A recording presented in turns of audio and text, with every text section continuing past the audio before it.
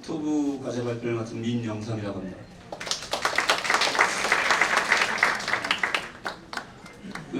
제목을 좀 다른 걸로 했었는데 행정부에서 바꾸라 그러더라고요. 이렇게.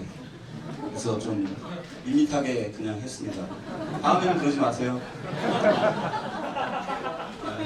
네, 저희 탐험대원들 8명 이렇게 참석을 했고요. 저희 아까 보니까 영상이 안 나와서 조금 오래 펼쳐놓겠습니다. 저희 참여하신 분 단장님, 국장님 열심히 해주셨고요.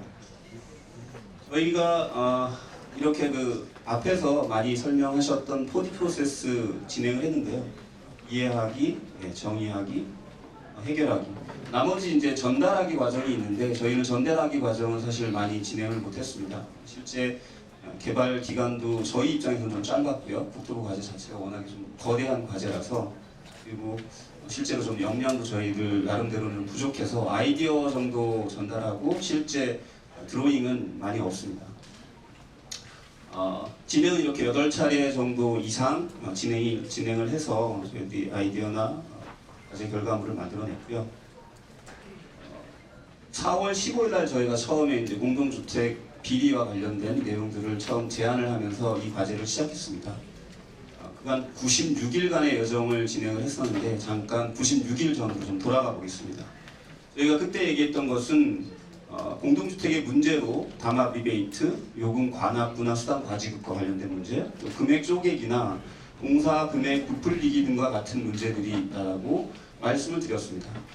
이런 내용들이 실제로 이 내용과 관련된 이해관계자들을 저희가 좀 살펴보면 실제로는 이 업무를 수행하는 갑을 병에 위치한 업체들과 그 다음에 관리소장, 흔히 얘기하는 관리업체죠.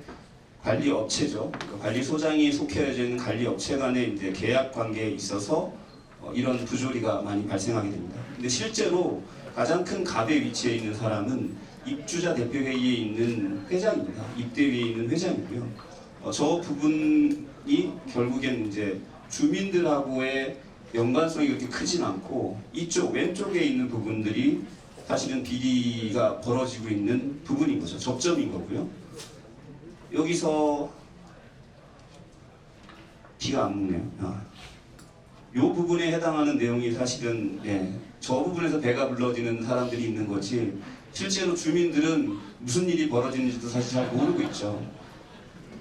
저희들이 이런 이해관계자를 살펴봤고 저희들이 실제로 이제 아파트를 경험하게 되는 경험의 생애 주기를 봤더니 탄생, 입주, 관리, 폐기 이런 과정이 거쳐집니다. 그런데 실제로 여기서 비리가 이루어지는 부분은 입주와 관리 부분에 비리가 발생하고 있고요. 많은 비리가.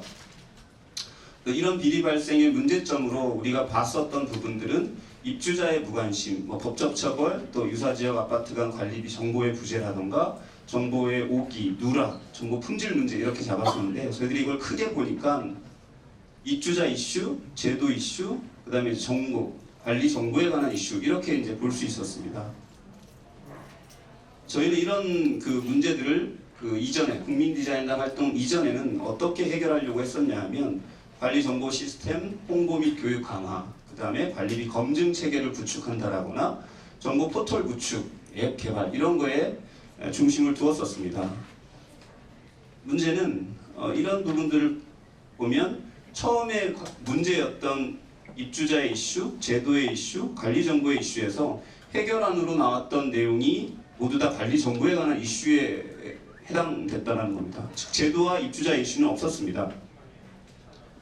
먼저 입주자 이슈를 보면 아줌마의 이미지 극복이라고 되어져 있는데 입대위 또 반상회라고 하는 이미지를 극복하지 않으면 많은 사람들이 참여하기가 굉장히 어렵다라는 측면이 있었습니다. 그래서 이 입대위에 대한 새로운 브랜드가 필요하다는 말씀을 드리고요. 또 공식적인 지원 체계가 구축되어야 되겠다. 또 소통합을 위한 지원금이 지원되어야 되는데 지금 이런 부분들이 안 되고 있습니다. 근데 앞으로는 이런 부분들이 지원되는 걸로 좀 개선이 될 겁니다. 그리고 권리 의무 교육 시스템이 구축되는 부분이 있습니다. 이 부분은 실제로 이제 감정원과 저희 주택관리사협회에서 도움을 주시기로 하셔서 시스템이 구축되는 형태로 될 것입니다. 두 번째 제도의 이슈는 입대위의 부당 간섭을 배제하는 게 무엇보다 중요합니다. 관리사무소 소장님이 실제로 그런 부당 간섭을 받아가지고 비리를 저지르는 일이 굉장히 많기 때문입니다. 그래서 실제로 죄송합니다. 이후에 실제 이런 법적인 부분이 지금 만들어지고 있고요.